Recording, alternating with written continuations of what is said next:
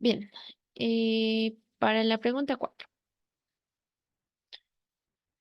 Bien, me dice que dos transformadores, uno de 500 kVA y otro de 50 MVA, diseñados para una altura de menor de 1000 metros. Se trasladarán a un lugar de 3000 metros, donde la temperatura ambiente máxima es de 24 grados centígrados. Determine y analice los efectos según la norma IEEE de 1981. Bien, normalmente guíense por el año, ¿no? Si es que acá dice 1981, se trata de las tablas, ¿no? Esta es la tabla A1 y la tabla A2. Pero ahora, no me decían lo que era la refrigeración. No sé si era refrigeración on-on, on-off. Para ello, podrían, como sugerencia, tomar en cuenta lo que son las recomendaciones de Toshiba. Para transformadores de Toshiba, para una potencia menor a 30 MVA, la refrigeración es ONAN. 500 kVA es menor a 30 MVA, por lo tanto es ONAN. Y ahora, para una potencia de 30 MVA hasta 150 MVA, la refrigeración es ONAF. 50 MVA es mayor a 30 MVA, por lo tanto es ONAF. Bien, podrían tomar otras consideraciones, pero esto es lo que yo les sugeriría, ¿no? Luego, para la norma IEEE de 1981.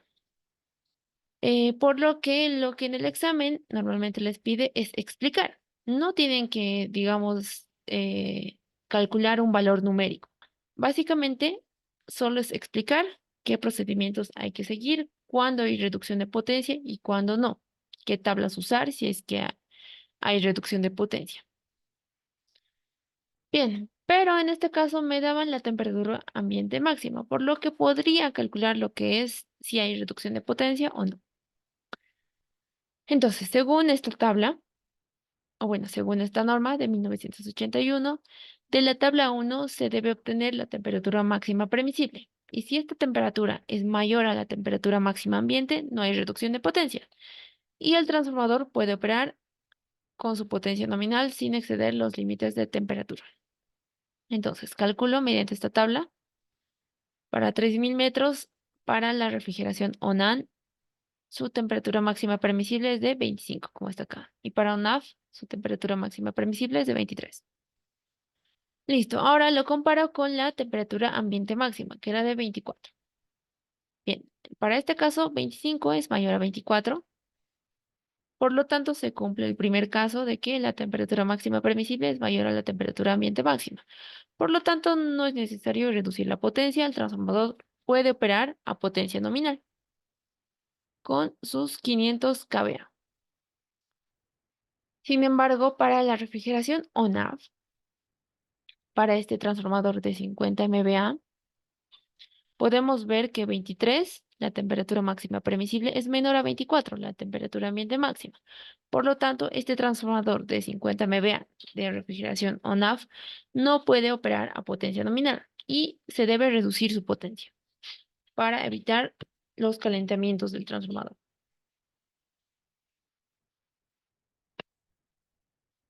Bien, entonces solo para el segundo transformador de refrigeración ONAF calculamos su reducción de potencia con la tabla A2. Bien, para ONAF solamente su factor de reducción de potencia es 0,5%. Y según la norma, si la leen, que está en el enlace de la materia igual, me dice que se debe reducir un factor de 0,5% por cada 100 metros por encima de los 1000 metros sobre el nivel del mar. Esto ustedes lo pueden interpretar según su punto de vista. El procedimiento que a continuación hago no es el único.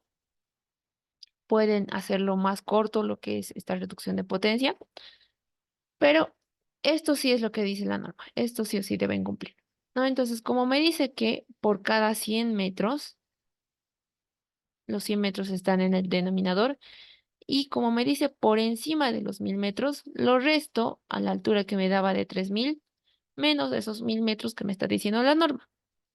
Y esto me da un valor de 20. Entonces, me dice que se debe reducir 20 veces un factor de 0,5%. 20 por 0,5. Esto es 10%. Y ahora, para calcular la potencia reducida, sería simplemente 1 menos ese porcentaje de reducción, 0,1, por la potencia nominal, que era 50 MVA. Y esto me da un valor de 45 MVA. Y listo, ya está resuelto. Por si acaso, en el, en el Classroom se los he subido ya lo que es la anterior clase virtual, en donde habíamos resuelto un ejercicio parecido, solo que explicando literalmente el procedimiento. Entonces, eso les recomiendo que lo revisen para que vean que no es necesario tener las tablas en el examen, solo tienen que explicar. Bien, luego para el problema 5 les dice, tres transformadores monofásicos de 25 kVA, 50 kVA, 100 kVA con impedancias de cortocircuito de 2.2, 2.1 y 3.1. Bien, acá tenemos esos datos. Operan en paralelo. Si el banco alimenta una carga de 150 kVA, determine el grado de carga de los transformadores. Bien, eso hacemos mediante este procedimiento. Esto, como les había dicho, similar está en el enlace de la materia en los ejercicios resueltos por el INGE. Lo primero sería calcular la sumatoria de P sub I, ¿no? Sumatoria de P sub I. Y esto es básicamente la carga a la que quiero alimentar. Me decía 180 kVA.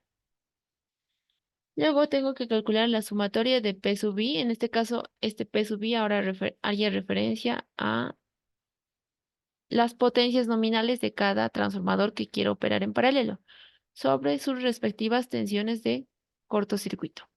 Entonces, desglosando esta ecuación sería 25 sobre 2.2 más la siguiente potencia 50 sobre 2.1 más 100 sobre 3.1. En el examen, sí o sí deben reemplazar sus valores numéricos. No vale, como acá está, poner directamente fórmula y resultado. Bien, entonces, haciendo ese desglose de acá, esto les va a salir este valor. Bien, esto no lo he comprobado totalmente, pero esto lo pueden verificar ustedes, ¿no? Haciendo esta operación de acá. Y para calcular si es que los transformadores están sobrecargados o no, aplico esta ecuación, ¿no? La potencia 1 va a ser igual a la sumatoria de P sub I sobre esto de acá, sumatoria de P sub nominal I sobre U de cortocircuito I por la potencia nominal que estoy analizando sobre la tensión de cortocircuito que estoy analizando. En este caso estoy analizando para el transformador 1, por lo tanto acá todo con 1 lo reemplazo. Entonces me quedaría lo 150, perdón, 180 sobre el denominador que es 67.043.12 por mm, el numerador sería 25, potencia nominal del transformador 1 sobre tensión de cortocircuito del transformador 1, 2.2. Y listo, eso les tendría que salir 30.33 kVA. Y acá, como podemos ver, se corrobora que el transformador está sobrecargado, porque su potencia nominal era 25 kV. 30 kV es mayor a 25, por lo tanto está sobrecargado. Y lo propio hacen para cada caso, para el transformador 2 y para el transformador 3. Acá está sobrecargado el transformador 1, el transformador 2 igual está sobrecargado porque es mayor a 50 kVA y el transformador 3 no está sobrecargado, ya que su potencia nominal era de 100 kVA. Entonces, esta sería mi conclusión. Los transformadores con menor tensión de cortocircuito, es decir, 2.2 y 2.1, es menor a 3.1. Están sobrecargados. Y esto no es lo que queremos, porque lo ideal sería que transformador de menor potencia, o en este caso los de menores potencias, tengan las mayores tensiones de cortocircuito para que estos no se sobrecarguen. Y esto igual es lo que me dicen en el enlace del link, en sus apuntes. Acá está. Acá está. Con el fin de que evitar que el de menor potencia, el transformador de menor potencia se sobrecargue, este deberá tener mayor tensión de cortocircuito. Sin embargo, en este problema no se cumple eso. Los de menores potencias se están sobrecargando y esto no es recomendable, ya que se quiere que el de mayor potencia se sobrecargue. Por ejemplo, digamos que mi potencia 3 me saldría 105 kVA. Claramente, si esta potencia es 105, va a ser mayor a 100 kVA, por lo tanto va a estar sobrecargado, pero como es el de mayor potencia, tiene mayor margen de sobrecarga. Por lo tanto, esto es conveniente a que los de menores potencia, que tienen menor margen de sobrecarga, se sobrecarguen, como está pasando acá. Bien, y me decía en el inciso B que si algún transformador opera sobrecargado, analice las causas. Bien, las causas, como les decía, es que sus tensiones de cortocircuito son las menores. Y para definir si los transformadores pueden operar en paralelo, aplique las restricciones indicadas en las normas. Bien, tenemos estas dos normas, bueno, en sí tres. Si ven acá, en la página 8, tienen estas tres normas, según la norma que está presentada en Costenco, según la norma BDE y según la norma internacional.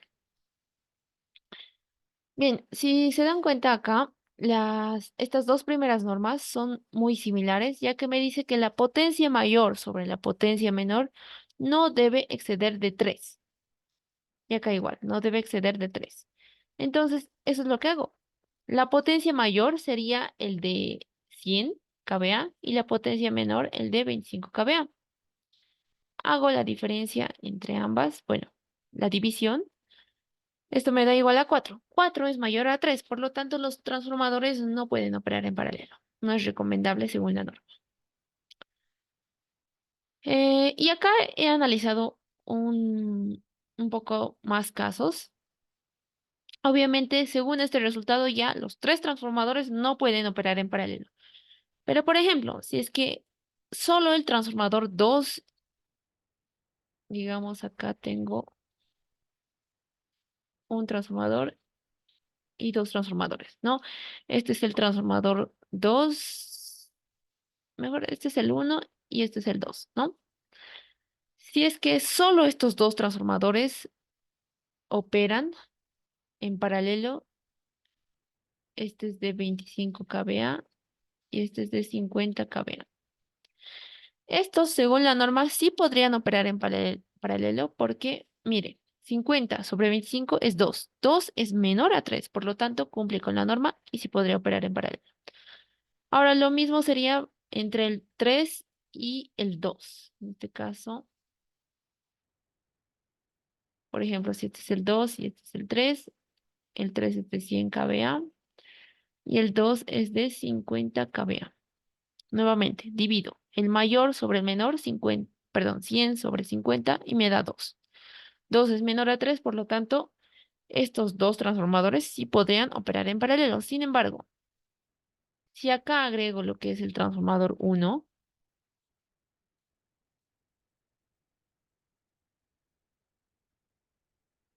así no podrían operar en paralelo, porque la potencia mayor sería 100 y la potencia menor 25. 100 sobre 25 es igual a 4, mayor a 3, no cumple según la norma. Listo, y esto es lo principal que deben hacer. No, adicionalmente, podrían haber analizado lo que es lo que me dice esta norma de las tensiones de cortocircuito. La tensión de cortocircuito de los transformadores no debe diferir un más menos 10% del valor aritmético medio. Bien, entonces he calculado básicamente la media de las tres tensiones de cortocircuito. Sumo esto más esto más esto sobre 3. Esto me da un valor de 2,47%. Ahora calculo el error. El error es el valor que estoy analizando, que en este caso sería para el transformador 1, menos la media, que es el valor verdadero, sobre el valor verdadero. ¿No? Y esto por 100%, para calcular en porcentaje. 100%. Y acá, como pueden ver, me da un valor de menos 10,81%. Esto es mayor al 10%. Obviamente esto estoy analizando como valor absoluto. 10,8 es mayor a 10%, por lo tanto no puede operar en paralelo. Si analizo con el transformador 2, me da 14,7%. Igual, mayor a 10%, no cumple. Y acá peor, 25% me da para el transformador 3. Mayor al 10%, no puede operar. ¿No? Esto sería adicional. Si es que tienen tiempo, lo podrían hacer, pero principalmente este sería el análisis. Este de acá. Bueno, incluso esto tampoco no era necesario, solamente este análisis de acá. Bien, para el problema 6 me dice, considere un transformador ONAN construido según la norma ANSI, clase 65. Si la temperatura ambiente máxima es de 25 grados centígrados, es posible que la temperatura del transformador exceda la temperatura del punto más caliente. Para ello, si recordamos lo que es el concepto de la temperatura del punto más caliente para las diferentes clases, por ejemplo, para este caso, la clase 65, acá está detallado su límite.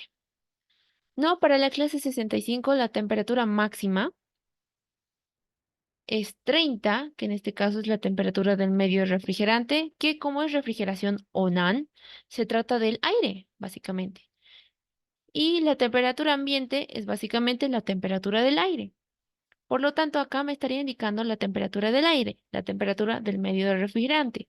Y como pueden ver, para la clase 65, la temperatura con la que se trabaja es de 30. Sin embargo, acá me está diciendo de 25. Por lo tanto, 25 es menor a 30 grados centígrados. Entonces, según la clase 65, esto no va a exceder los límites de temperatura. No va a exceder la temperatura del punto más caliente, porque esta temperatura que estoy analizando del medio refrigerante es menor a la temperatura que analiza la clase 65. ¿No? Entonces, eso lo podrían explicar. Y claramente esto está según la norma ANSI. Y bien, para la segunda pregunta me decía, ¿es posible una sobrecarga del 20% durante 4 horas? Bien, para ello, según esta figura, la figura 14, acá me dice para la clase 65. Entonces, esta era la figura que tenía que analizar. Porque esta otra figura, si bien parece casi la misma, es para la clase 55, la cual no estamos analizando. Entonces, según esta figura, me decía que si podía analizar, a ver, una sobrecarga del 20% durante 4 horas. Bien, entonces voy a partir de la sobrecarga. Sobrecarga del 20% sería 120, ¿no? 120, choco con la curva y bajo, y acá está la duración de 4 horas, ¿no? Sobrecarga del 20% y una duración de sobrecarga de 4 horas. Y ahora, ¿pero cuál es la condición para que pueda operar durante 4 horas con una sobrecarga del 20%?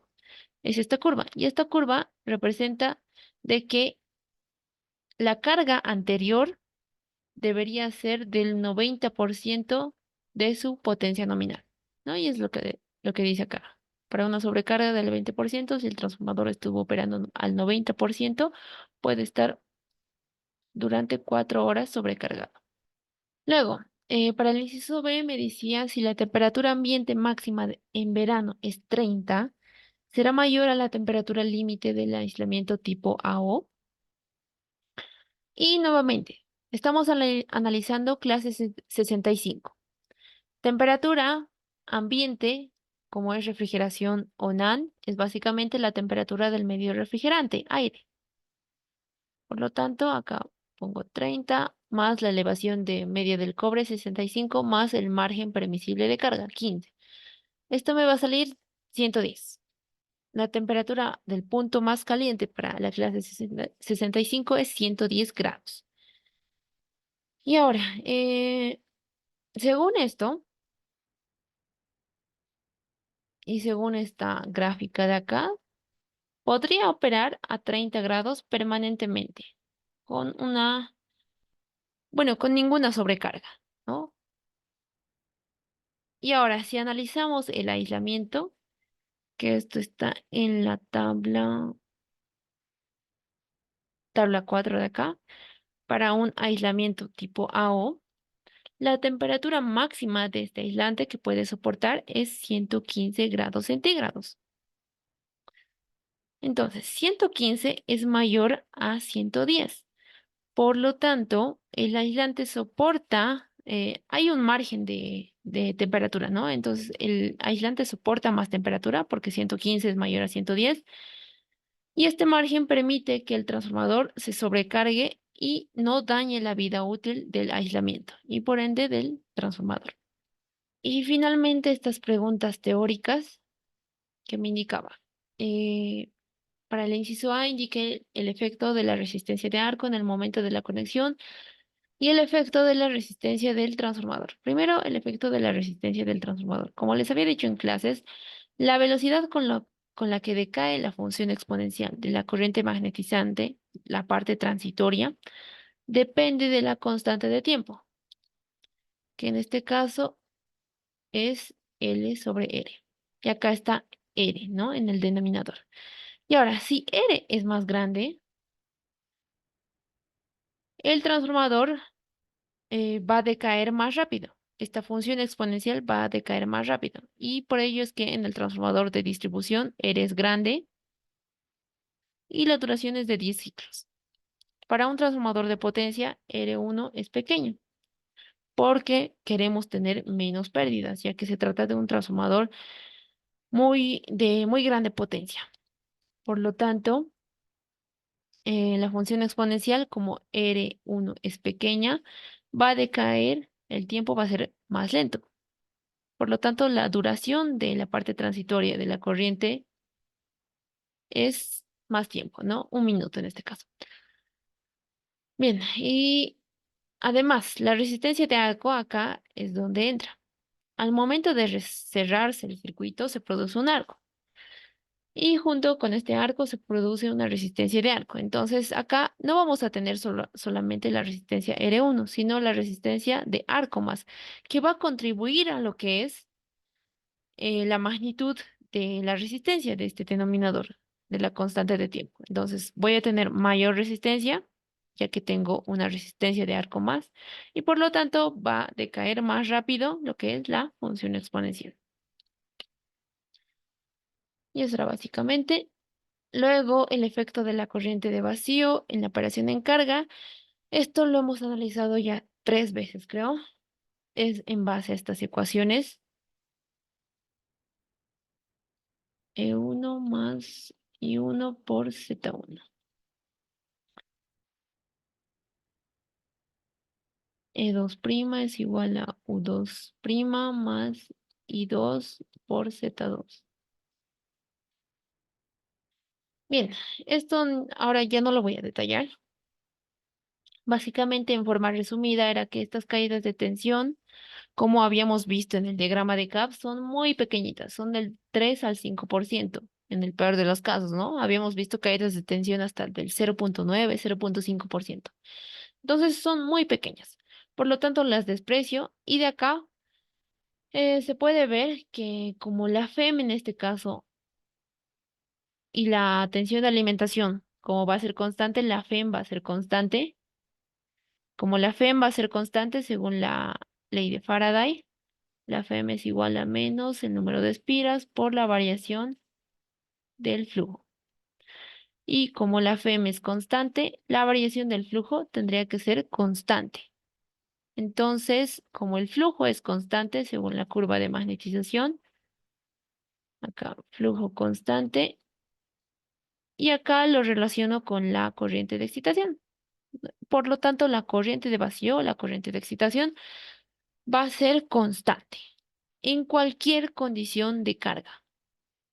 Y luego, compare la sobrecarga de un transformador seco respecto a otro en aceite. Como habíamos visto en la anterior clase, si comparamos esta tabla de acá, acá está, esta tabla uno con esta tabla 3 de transformadores secos, pueden ver que con una sobrecarga, por ejemplo, del 10%, con una carga precedente del 50%, dura unas 3 horas. Sin embargo, con un transformador seco, su duración máxima, con las mismas condiciones, es de 60 minutos. 3 horas, 60 minutos, ya se ve una gran diferencia, ¿no? Entonces, con un transformador en seco, dura menos o puede estar el transformador menos tiempo operando con sobrecarga. Y acá se ve la evidente ventaja respecto al transformador seco. Un transformador sumergido en aceite tiene un mayor soporte, por así decirlo, de sobrecarga que un transformador seco. Y eso lo pueden explicar claramente en sus palabras, ¿no? Y finalmente, en el inciso D, me dice que los usuarios de la red expresan una insatisfacción de los voltajes, bueno, de bajos voltajes, ¿no? Analice las probables causas. Como ya hemos visto anteriormente, mediante estas ecuaciones de acá, podemos ver que cuando la tensión de alimentación es constante, la tensión secundaria igual va a ser constante, ya que esto igual va a ser constante, la FEM, y acá constante.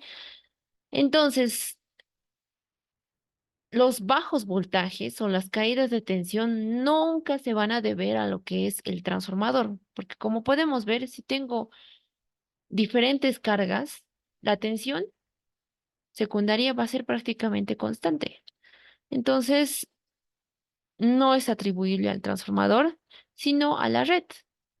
Probablemente alguien ha diseñado mal la red y a eso se atribuyen los bajos voltajes, a la red. Ahora, para evitar lo que son los bajos voltajes, podríamos utilizar lo que son los cambiadores de espiras para compensar la disminución de la tensión, ¿no? Debido a las caídas de tensión, pero en la red.